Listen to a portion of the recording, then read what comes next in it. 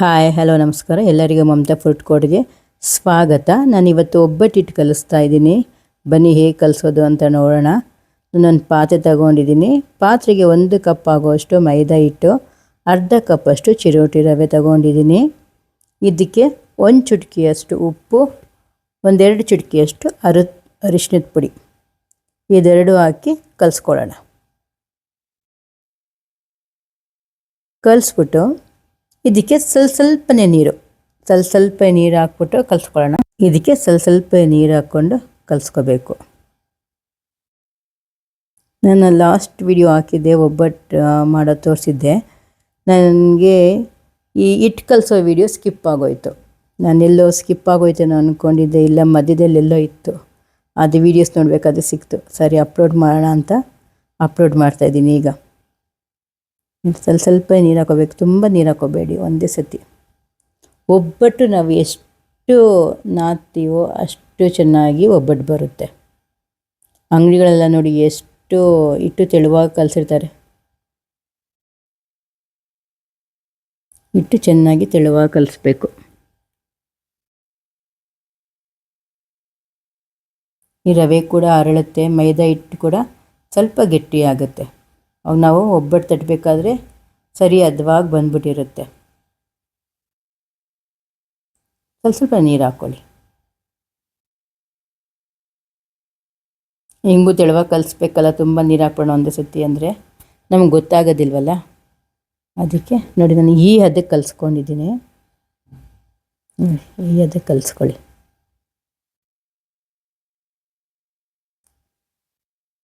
ಒಂದು 4 ಅವರ್ ಮುಂಚೆ ನಾವು ಕಲಸಿಕ್ಬಿಟ್ರೆ ಒಬ್ಬಟ್ಟನ್ನು ಹೆಂಗಾದರೂ ತಟ್ಟಿ ಹಂಗೆ ಬರುತ್ತೆ. ಮಿನಿಮಮ್ 1 ಅವರ್ ಬೇಕೇ ಬೇಕು.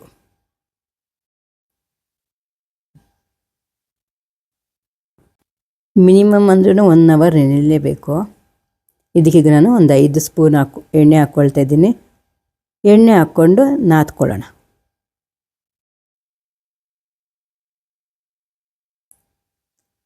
ಎಣ್ಣೆ ಜೊತೆಗೆ ಎಲ್ಲ ಚೆನ್ನಾಗಿ ನಾದ್ಕೋಬೇಕು ಹಿಟ್ಟು.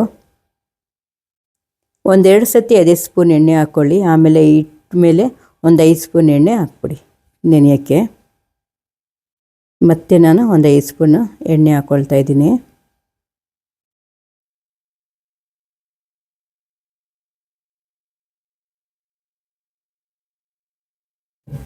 ಚೆನ್ನಾಗಿ ನಾದಬೇಕು ಅಷ್ಟೆ. ನಾದಬೇಕು ಮತ್ತು ನೆನಿಬೇಕು ಹಿಟ್ಟು.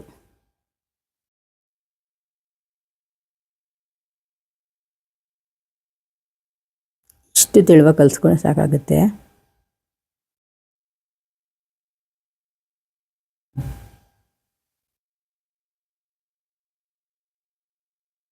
ಕೈಗೆ ಅಂಟ್ಕೊಳ್ಳುತ್ತೆ, ಮೈದಾ ಅಲ್ವಾ.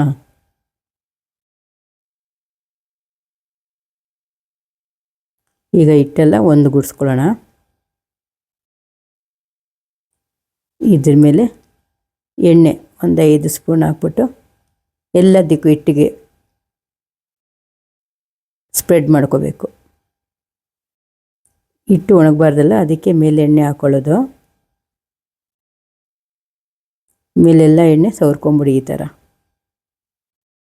ನಿಮಗೆ ಈ ಒಬ್ಬಟ್ಟು ಹಿಟ್ಟು ಕಲಿಸೋ ರೀತಿ ಇಷ್ಟ ಆದಲ್ಲಿ ಪ್ಲೀಸ್ ಲೈಕ್ ಆ್ಯಂಡ್ ಶೇರ್ ಮಾಡಿ, ಸಬ್ಸ್ಕ್ರೈಬ್ ಕೂಡ ಮಾಡಿ.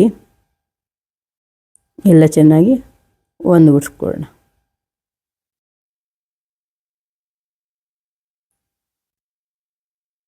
ಒಂದುಗೂಡಿಸ್ಕೊಂಡು ಒಂದು ಲಿಡ್ ಮುಚ್ಚಿ ನೆನೆಯಕ್ಕೆ ಬಿಟ್ಬಿಡೋಣ.